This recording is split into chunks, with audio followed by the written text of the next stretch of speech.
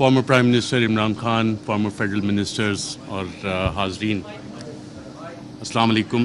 آج ٹاپک تو یہ بہت بڑا ہے اور انٹرنیشنلی اس پہ کتابیں بھی کافی لکھی گئی ہیں، اسکالرلی آرٹیکلز بھی ہیں، ریسرچ پیپرز بھی ہیں، بٹ انفارچونیٹلی اس ایشو پہ پاکستان میں اکیڈیمیا نے اتنا زیادہ کام نہیں کیا۔ اس لیے میں آج آپ کے ساتھ میڈیا نے اس کو کیسے کانسپریسی رجیم چینج کی، اس کو ڈیل کیسے کیا، میڈیا نیریٹیوز کیسے بنے، وہ تھوڑی ڈیٹیل میں جاؤں گا اور اس کا تھوڑا سا آپ کو اسپیکٹس بتاؤں گا لارجر اسٹریٹجک لیول پہ۔ لیکن میں یہ پوسٹر دیکھ رہا تھا رجیم چینج کانسپریسی، تو مجھے پتہ لگا کہ یہ بھی راشد نے یہ پینافیکس بنایا ہے، تو راشد کافی اچھے کام کرتا ہے میں خیال PTI میں، تو مائی کلیپنگ فار ہم۔ اچھا، رجیم چینج پاکستان میں جب ہم دیکھتے ہیں تو اس کے دو اسپیکٹس ہیں، ایک ایکسٹرنل فیکٹرز ہوتے ہیں اور انٹرنل ہوتے ہیں۔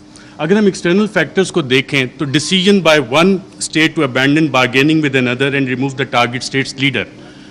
PTI کی حکومت میں جب ہم یہ دیکھتے ہیں تو ہم خبریں دیکھ رہے تھے، میڈیا میں آ رہی ہیں کہ جی جو بائیڈن جو ہے وہ کال نہیں کر رہا، فارن آفس کا رابطہ ہو رہا ہے، پاکستان کے foreign minister Shah Mahmood Qureshi, US national فیصلہ وائٹ ہاؤس میں ہوا، US NSC میں ہوا، اور اس کا ذکر اب میڈیا میں یہ سوال ابھی تک ڈیبیٹ نہیں ہوا کہ کیا اس کا فیصلہ وہاں پہ ہوا تھا نہیں ہوا تھا۔ وہ سائفر اگر پبلک ہوتا ہے تو اس میں یہ سوالات اٹھیں گے یقیناً کہ یہ فیصلہ اس لیول پہ اسٹیٹ کے لیول پہ US اسٹیٹ نے کیا، صدر جو بائیڈن نے کیا، اور صدر جو بائیڈن جو نیو کانس تھے، the plan for the new American century, اس کا باقاعدہ طور پہ حصہ تھے، جس کے بعد ہم نے دیکھا 2001 کے بعد پوری دنیا میں ڈفرینٹ رجیم چینج آپریشنز باقاعدہ طور پہ لانچ کیے گئے۔ عراق اس کی ایک مثال ہے۔ انٹرنل فیکٹرز پہ جب ہم آتے ہیں، میں بڑا بریف رکھوں گا کیونکہ ٹائم بتایا گیا 10 منٹ کا ہے۔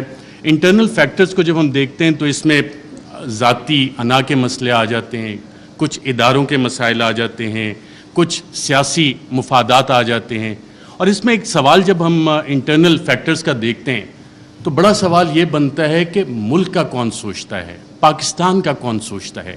کیا ہم صرف انڈیویجولز کا سوچیں گے؟ کیا ہم صرف ان اداروں کا سوچیں گے کہ جی اداروں کی انا بڑی ہوگی یا انڈیویجولز کی انا بڑی ہوگی ہے؟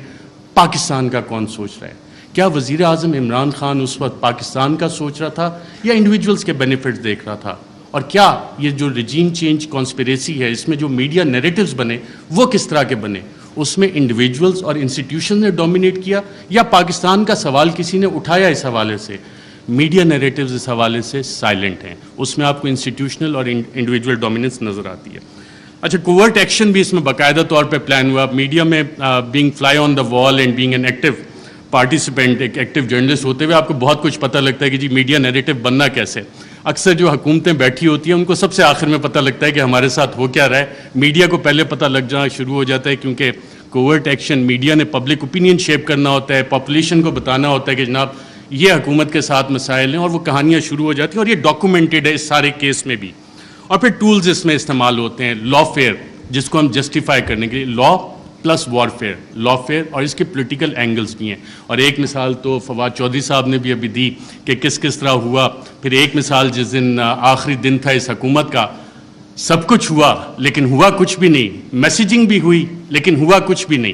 کارروائی کیا ہوئی تھی اس دن؟ کچھ ہوئی، لیکن میسیج کنوے ہو گیا تھا کہ یہ کچھ ہو سکتا ہے لیکن ہوا نہیں۔ سو وہ لا فیئر باقاعدہ طور پہ اس رجیم چینج آپریشن کا ایک حصہ تھا، سوچا گیا، امپلیمنٹ کیا گیا، اور میڈیا نے اسے باقاعدہ طور پہ رپورٹ کیا، جس وجہ سے آج ہم اس کی بات کرتے ہیں، سوالات اٹھتے ہیں کہ جناب یہ والے کام کیسے ہوئے۔ صدر مملکت doctor Arif Alvi, supreme commander of the arm forces, head of the state representing unity of the republic, انہوں نے اپنے خط میں ذکر کیا ہے کہ 1951 سے شروع ہوتا ہے، لیاقت علی خان کی اسیسینیشن، ذوالفقار علی بھٹو کا بھی ذکر کرتے ہیں، پھر اس وقت پرائم منسٹر عمران خان کی حکومت کو جو نکالا گیا، smoking gun in the hand of a conspirator, کہ ایک سازشی کے ہاتھ میں دھواں دیتی ہوئی بندوق وہ ڈھونڈنی ہے، اس کے لیے کمیشن بنانا ہے۔ تو انڈیویجولز کو ہم سائڈ پہ رکھ دیتے ہیں، ہم اس میں ایک لارجر پیٹرن آئیڈینٹیفائی کرنے کی کوشش کرتے ہیں کہ پاکستان میں اگر ہم US لینس کے ذریعے دیکھیں، کیونکہ پاکستان کی فارن ریلیشن جو ہیں ہم لوگ موسٹلی US بلاک میں رہیں، تو اس میں ہم US لینس سے اگر اس سارے مسئلے کو دیکھیں، پاکستان کی 75 سالہ تاریخ کو، کہ کب کیسے گیا، میں لارجر اس میں براڈ فریم ورک میں آپ کو بتاتا ہوں۔ 1958 martial law, 1978 martial law, 1999 martial law. یہ تمام مارشل لا جس وقت لگے اس وقت امریکہ کے اس خطے میں انٹرسٹ ہے. 1958 میں جب ایوب خان نے مارشل لا لگایا, لیاقت علی خان کی اسیسینیشن 2 ہفتے پہلے ان کے رشیا وزٹ سے ہوگی, آج تک نہیں پتہ لگا کہ پیچھے کون تھا.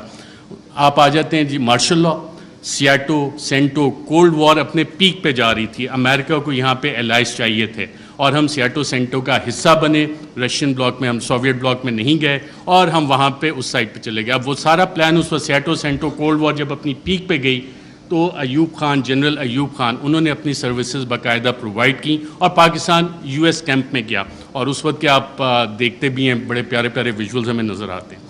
1977 جب ہم دوبارہ آتے ہیں تو اس وقت پھر امریکہ کے ریجنل انٹرسٹ یہاں پہ تھے اور ہم دیکھتے ہیں کہ کوورٹ وار باقاعدہ طور پہ شروع ہوئی, افغانستان کی جنگ لڑی گئی اور اس وقت پاکستان میں پھر مارشل لا آ جاتا ہے. ایک پاپولرلی الیکٹڈ ڈیموکریٹک لیڈر کو پھانسی دی جاتی ہے ایک ایسے کیس میں, غالباً سیکشن 109. فواد چودھری صاحب اگر بیٹھے ہوں تو بتائیں کہ اس میں پھانسی تو بنتی نہیں لیکن پھانسی دے دی گئی اور ضیاء الحق کا مارشل لا آ جاتا ہے. یو ایس انٹرسٹ دوبارہ افغانستان میں. 99 میں جب ہم آتے ہیں دوبارہ تو ایک نئی جنگ ہمیں چاہیے, اس کے لیے نیو کانس کے پلان آلریڈی بن چکے تھے, آلریڈی تھا کہ کدھر عراق میں جنگ ہونی ہے, لیبیا میں ہونی ہے, سیریا میں ہو رہی ہے, ایران, پاکستان بھی اس کا حصہ تھا, لیکن پاکستان جیسے بلڈ بارڈرز کا ڈاکٹر شیری مزاحم نے بتایا, Pakistan for various reasons and one of the main factors being a nuclear power تھوڑا سا بچ گئے. جو وار اگینسٹ ٹیرر ہماری شروع ہوئی, دہشت گردی کے خلاف جنگ, جو ٹی ٹی پی کا سارا انفیوز کیا گیا, وہ سارا اسی کا ایک حصہ تھا کہ یہاں پہ یہ ساری کارروائیاں پاکستان میں ہونی ہیں اور ہم اس ٹریپ میں باقاعدہ طور پہ واک ان کیے. یہ والے ہم 3 فیزز جب نکالتے ہیں, اچھا ان میں ٹرانزیشن کیسے ہوتی ہے؟ ٹرانزیشن پاپولرلی ہوتی ہے. جتنے بھی یہ لوگ گئے, جب ہم دیکھتے ہیں کہ جناب ٹرانزیشن 1969-70 میں جو ٹرانزیشن آئی وہ پاپولر اپرائزنگ ہوئی, پاپولر لیڈرز آپ کے کھڑے ہوئے. پاکستان پیپلز پارٹی کا قیام آیا, انہوں نے کہا کہ جی ناؤ ڈیڈی از نو مور ایکسیپٹیبل, میں بڑا ہو گیا ہوں, میں اپنی الگ پارٹی بناؤں گا, پاکستان پیپلز پارٹی. عوامی لیگ الگ بنی شیخ مجیب کی, اور پھر اس کے بعد کی جو الیکشن مینیپولیشن کی داستان ہے اس کے ریزلٹس ہمارے سامنے. 1988 محترمہ بے نظیر بھٹو آتی ہیں واپس, ایک پاپولر اپرائزنگ ہے. لاہور کے جو جلسے ہیں جن کی مثال دی جاتی تھی, جو کہ اب پاکستان تحریک انصاف نے جتنے بڑے بڑے جلسے کیے ہیں اسے اوور ویلم کر لیا, لیکن وہ مثال دی جاتی تھی کہ پاپولر اپرائزنگ ہوئی اور پھر وہاں پہ جو بھی جو طیارہ جب پھٹا تھا جنرل ضیاء الحق کا, تو آپ کی ایک ڈیموکریٹک ٹرانزیشن آئی. اور یہ وہ فیز ہے جب آپ دوبارہ دیکھتے ہیں کہ ایک ٹرانزیشن ہو رہی ہے, دوبارہ آپ جنگ سے نکل رہے ہیں, حالات سٹیبل ہو رہے ہیں, افغانستان آپ نے فتح کر لیا ہے, سوویٹس کو وہاں سے بھگا دیا ہے, سو جنرل ضیاء کا کام ختم ہو گیا. سو پاکستان میں آپ ٹرانزیشن تھوڑے عرصے کے لیے چلو جی جمہوریت انہیں کھیلنے دیتے ہیں. پھر آ جاتا ہے 1999 اور 2007-8 general Musharraf, war against terror, اور اس کے بعد جب ان کی یوٹیلیٹی ختم ہوتی ہے, ہم نے دیکھا ایک پاپولر اپرائزنگ ہوتی ہے اور انہیں جانا پڑتا ہے. ہم لائرز موومنٹ بھی دیکھتے ہیں, ساری چیزیں. لیکن اس سارے عرصے میں جو ڈیموکریٹک ٹرانزیشن ہماری ہوئی ہے اس میں کیا واقعی حقیقی جمہوریت ہماری قائم ہو سکی کیا, یا کہ ہمیشہ ہمیں ایک ہائبرڈ قسم کی جمہوریت جو ہے وہ ملی ہے؟ اور ہائبرڈ جمہوریت بنتی کیسے ہے؟ ہمیشہ ایک کنگز پارٹی ہوتی ہے. جب آپ پاکستان کی تاریخ اٹھا کے دیکھتے ہیں تو جو مین آن ہارس بیک ہیں, گھوڑے جو لوگ رائڈ کرتے ہیں, ہارس رائڈنگ کرتے ہیں, وہ اچھے گھوڑے رکھنے کا شوق بھی رکھتے ہیں, تو وہ چیز ہوتی ہے. لیکن اس ساری چیز میں ایک ٹائم فریم بڑا ڈفرینٹ آ رہا ہے پاکستان کی تاریخ میں, وہ آ رہا ہے 2018 سے 2022 کا. اس دوران میں اتھارٹیرین کنسالیڈیشن بھی ہوتی رہی. اتھارٹیرین کنسالیڈیشن اس طرح کے جو پرانے ایسٹس تھے جن پہ کرپشن کے مقدمات تھے ان کو بھی بچایا جا رہا تھا. دوسری طرف ایک حکومت کوشش کر رہی تھی کہ جی ہم نے ڈیموکریٹک کنسالیڈیشن کرنی ہے, اس کو روکا بھی جا رہا تھا. اور اکاؤنٹیبلٹی اس کی بہت بڑی مثال ہے. اور اگر کسی نے اس کا ایک ٹائم فریم نکالنا ہے کہ بڑا اچھا احتساب چل رہا تھا, ساری چیزیں 1 پیج پہ چل رہی تھیں, لیکن پھر ایک پریس کانفرنس مشہور زمانہ ہوتی ہے جس میں پوری نون لیگ کی لیڈرشپ بیٹھی ہوتی ہے اور مریم نواز اس میں ایک بڑی اچھی بات کرتی ہیں کہ چند اہم لوگوں کی ویڈیوز موجود ہیں. اب ماشاءاللہ سارے وفاقی وزراء کابینہ بیٹھی ہے, سابق وزیر اعظم بیٹھے ہیں. اس کے بعد احتساب کے مقدموں کا کیا ہونا شروع ہوا, اس کے بعد کیا ڈیلیں ہونا شروع ہو گئیں, اس کے بعد نواز شریف بھی باہر گئے, اس کے بعد کیسز بھی سلو ہونا شروع ہو گئے, کیا کچھ نہیں ہوا. یہ والی ساری چیزیں تھیں. میں میسیج آ گیا کہ جی تھوڑا کم کریں. ریجیم چینج جب ہوئی تو میڈیا کی اسٹریٹجی اس میں کیا تھی؟ میڈیا کے 3 ڈیز اس میں باقاعدہ طور پہ استعمال کیے گئے تحریک انصاف کے خلاف. 3 ڈی تھے: ڈسٹرب, ڈسکریڈٹ, ڈینائی. ڈسٹرب کیسے کرنا ہے؟ جتنے بھی پاکستان تحریک انصاف کے پلانز بنے تھے اسے لا فیئر کے ذریعے ایڈمنسٹریٹولی اور انفارمیشن آپریشنز کے ذریعے سیبوٹاج کرنے کا باقاعدہ طور پہ پلان بنا اور اس کی ہم نے مختلف قسم کی امپلیمنٹیشنز دیکھیں. اگر آپ نے ایڈمنسٹریٹو اس کی دیکھنی ہے تو وہ وزیر اعظم تو عمران خان تھا, پولیس وین وہاں پہ کس کے آرڈر سے گئی؟ شیخ رشید صاحب انٹیریئر منسٹر تھے, ان سے ہم پوچھتے رہے کہ جناب یہ آپ نے بھیجی؟ وہ کہتے ہیں یار مجھے تو نہیں پتا. وزیر اعظم عمران خان کال دے رہا ہے, پورا ریڈ زون جو ہے بیریکیڈ ہو جاتا ہے, کون حکومت چلا رہا تھا, کیسے؟ تو یہ وہ ایڈمنسٹریٹو سٹیپس ہیں, ہر ایک کی ڈیٹیل میں جائیں گے تو کافی لمبا ہو جائے گا.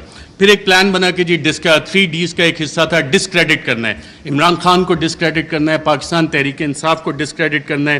اور فریم ورک فار اس میں جو نیوز میکنگ تھی, اگر آپ ریڈ زون فائلز اٹھا کے دیکھیں تو اس میں باقاعدہ طور پہ میڈیا والوں کو یہ بتایا جا رہا تھا, یہ چیزیں میڈیا میں آ رہی تھیں کہ جناب دیکھیں یہ اکتوبر میں ایک جو سلسلہ شروع ہوا ہے نا, یہ بڑی زیادتی کی بات ہے. اس میں چند انڈیویجولز جو ہیں ان کو تو یہ حق نہیں دیا جاتا کہ جی پنجاب پولیس کے پیٹرن پہ چیزوں کو لے کے چلیں, ایسے تو نہیں اجازت دی جا سکتی. لیکن سوال آتا ہے کہ کیا ہمیں اس ملک میں آئین کی حکمرانی چاہیے یا اشخاص کی حکمرانی چاہیے؟ ہمیں قانون کی حکمرانی چاہیے یا چند اشخاص کی حکمرانی چاہیے؟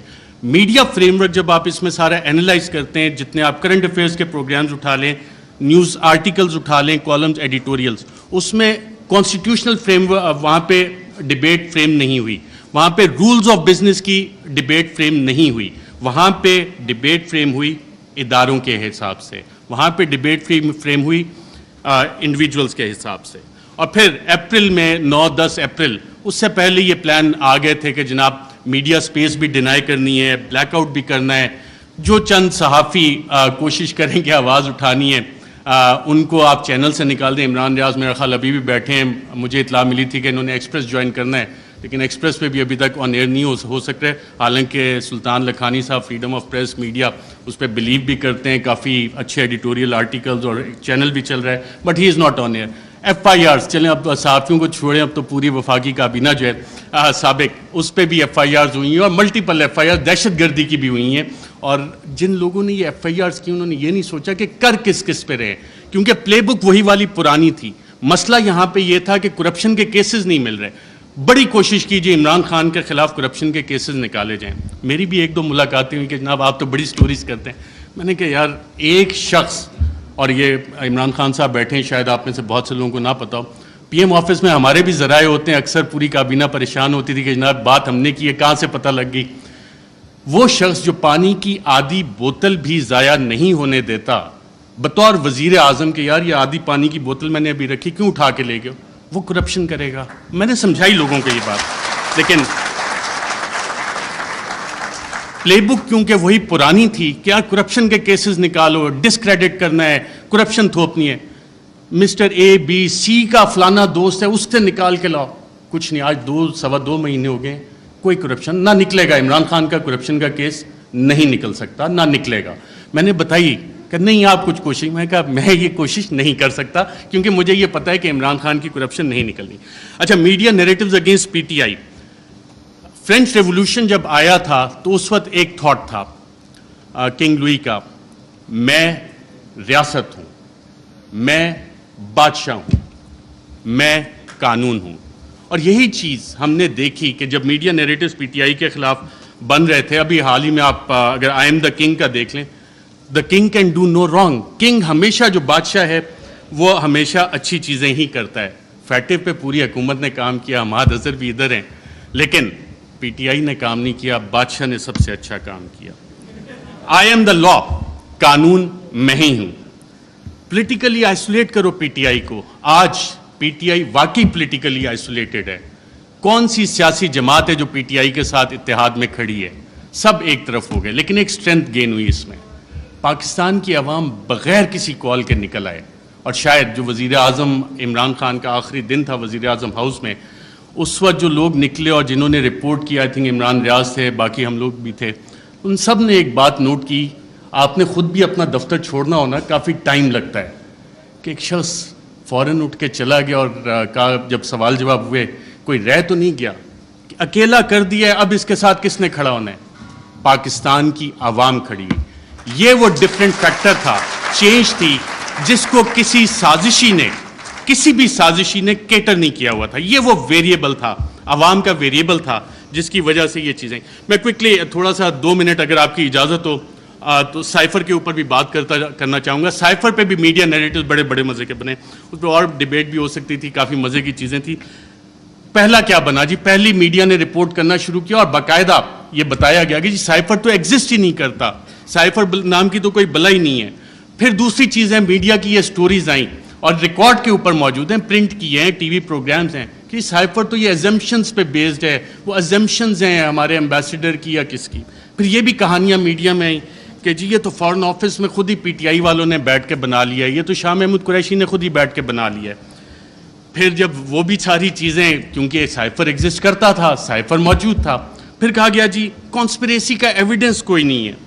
اچھا پھر عمران خان بطور وزیر اعظم بھی میرا خیال وہ کرکٹ کھیل رہے تھے, اور جب انہوں نے کہا تھا کہ مینٹلی میں اسٹرانگ ہوں, تو بہت سے لوگوں نے انڈر ایسٹیمیٹ کیا. انہوں نے کابینہ کی بھی کمیٹی بلائی, کابینہ کی اسپیشل کمیٹی غالباً 30 مارچ کو ہوئی. 30 مارچ کو میں نے سابق وفاقی وزراء سے پوچھا, وہاں کانسپریسی کی بات بھی ہوئی, کانسپریسی کا ذکر بھی اس میں ہوا, اور پھر 31 کو نیشنل سیکیورٹی کمیٹی بھی انہوں نے بلا لی, اور اس کا بھی مور اس پہ لگ گئی کہ بلیٹنٹ انٹرفیرنس. اور اس کے آخری پیراگراف میں ایک لفظ لکھا ہوا ہے کہ جو 31 کو نیشنل سیکیورٹی کمیٹی کی میٹنگ ہوئی, اس نے 30 مارچ کے جو منٹس اسپیشل کیبنٹ کے ہیں ان کو ریٹیفائی کیا. اب 30 مارچ کو آپ سب وفاقی وزراء جو اس میں بیٹھے تھے, اس وقت کے وزیر اعظم اس میں بیٹھے تھے, ان سب نے کانسپریسی اور سازش کا لفظ اس میٹنگ میں ذکر کیا. یہ میرے ذرائع نے مجھے بتایا ہے, آپ سبھی یہاں پہ بیٹھے ہیں, اگر کسی نے کانٹراڈکٹ کرنا ہے تو سابق وزیر اعظم خود بیٹھے ہیں, وہ کر سکتے ہیں کہ 30 مارچ کو جو اسپیشل کیبنٹ میٹنگ تھی اس میں سازش کا ذکر ہے. بالکل سازش کا میں ایز اے جرنلسٹ کلیم کر رہا ہوں. پھر یہ کہا گیا کہ جی وہ انٹیلیجنس ہم نے خود ہی کر لی, اور انٹیلیجنس کی بیسس پہ آبویسلی اس پہ سوال اٹھے کہ انٹیلیجنس, ہمارے انٹیلیجنس کے ادارے بہت اچھا کام کرتے ہیں, دہشت گردی کے خلاف بہت اچھا کرتے ہیں, پاکستان کی سیکیورٹی کے لیے بہت اچھا کام کرتے ہیں. لیکن مسئلہ یہاں پہ آتا ہے کہ جب انہیں ڈریگ کیا جائے سیاسی معاملات میں, اور یہ کہا جائے کہ جی انویسٹیگیشنز ہوئیں, کون سی انویسٹیگیشنز, یہ سوال ہوا ہے. اب رجیم چینج میں انٹیلیجنس کا ایک بنیادی کردار ہوتا ہے, انٹیلیجنس انفارمیشن کا بنیادی کردار ہوتا ہے. اگر آپ اگلی سلائڈ کریں ذرا. Colin Powell, U S secretary of state, U N security council میں انٹیلیجنس انفارمیشن کی بیس پہ انہوں نے کہا جی یہاں پہ یہ والے ویپنز عراق میں موجود ہیں, یہ کیمیکل ویپنز ہیں, یہ نیوکلیئر ویپنز وہاں پہ وہ بنا رہے ہیں. عراق وار ختم ہو گئی, عراق تباہ ہو گیا. یہ اس انٹیلیجنس انفارمیشن کی اوقات تھی, ویلیو تھی, جو آج تک نہیں ملی. میں ایک اور آپ کو افغانستان سے ریلیٹڈ انٹیلیجنس انفارمیشن دیتا ہوں. انٹیلیجنس ڈس انفارمیشن کہ اسامہ بن لادن کے پاس نیوکلیئر ویپنز ہیں, اور اسامہ بن لادن کے پاس نیوکلیئر ویپنز, اگر آپ یہ سٹوری دیکھیں تو یہ جسٹیفائی کرنے کے لیے تھی کہ جی افغانستان میں امریکہ نے حملہ کرنا ہے. اور اس وقت آپ تمام امریکی اخبارات اٹھا لیں, ورلڈ ایکسکلوسیو ڈان نے بھی فرنٹ پیج پہ چھاپا کہ جی ایک ایکسکلوسیو انٹرویو ہوا ہے, اسامہ بن لادن کے پاس نیوکلیئر ویپنز ہیں. وہ نیوکلیئر ویپنز آج تک نہیں نکلے. تو یہ ہوتی ہے انٹیلیجنس انفارمیشن. جب تک آپ تحقیقات نہیں کرتے, اسے ویریفائی نہیں کرتے, بہت سی جے آئی ٹیز میں انٹیلیجنس انفارمیشن آتی ہے, بہت اچھا کام ہوتا ہے, لیکن اس کی ویریفیکیشن چاہیے ہوتی ہے. انٹیلیجنس اور انٹیلیجنٹ انفارمیشن میں فرق ہوتا ہے. اس کے علاوہ بہت ساری چیزیں ہیں. پروپیگنڈا پہ اگر ہم جائیں, ڈی کلاسیفائڈ ڈاکومنٹس بہت سارے آ گئے, چلی کے حوالے سے, ایران کے حوالے سے. کیونکہ ٹائم میرے پاس کم ہے, میں نے کہا یہ والے لارجر ایشوز آپ کے سامنے رکھوں.